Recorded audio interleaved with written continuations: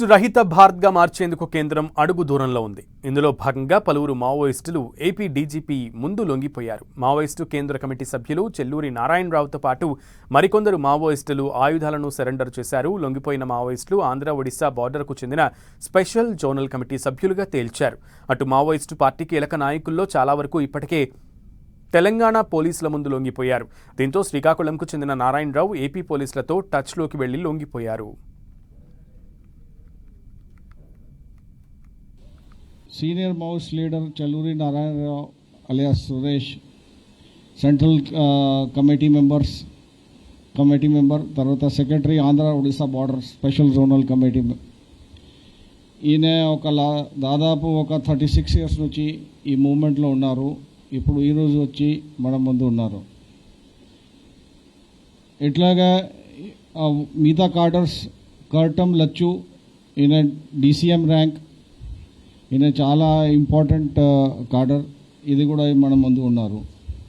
అట్లాగే పోడియం రాజా అలియాస్ రామే, ఈయన area committee member 13th platoon national park area.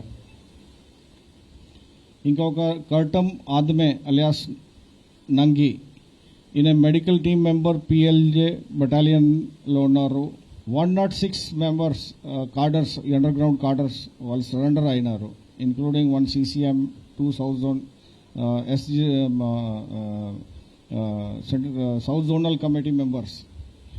అట్లాగే చాలా ఆర్మ్స్ డంప్స్ మనం రికవర్ చేశాము. ఈరోజు మీరు చూస్తున్నారు, ఇంతకుముందు కూడా మీరు చూశారు. 1990లో మా ప్రాంతంలో అంటే ఉద్దానం ప్రాంతంలో అప్పుడు పీపుల్స్ ఫర్ పార్టీ నాయకత్వంలో జరుగుతున్నటువంటి ప్రజా ఉద్యమాలకు ఆకర్షితులై 1990 చివరిలో నేను ఉద్యమంలోకి మావోయిస్ట్ ఉద్యమంలోకి వెళ్ళడం జరిగింది. ఆ క్రమంలో నేను అనేక ప్రాంతాల్లో పార్టీ సిద్ధాంతాలను ప్రచారం చేయడం, అలాగే పార్టీ చేసినటువంటి తీర్మానాలన్నీ అనుగుణంగా పనిచేయడం అనేటువంటి చేస్తూ వచ్చాను. ముఖ్యంగా శ్రీకాకుళం, విజయనగరం, విశాఖపట్నం, అలాగే కోరాపూట్, మల్కన్గిరి, రాయగడ ప్రాంతాల్లో నేను పనిచేస్తూ రావడం అనేటువంటి జరిగింది.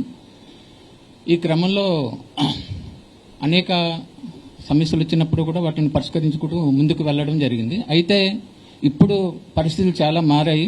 గతంలో నేను మావోయిస్టు ఉద్యమాలకు వెళ్ళినప్పటికీ పరిస్థితులు ఈరోజు చూసుకునేటప్పుడు పరిస్థితుల్లో చాలా మార్పులు వచ్చాయి.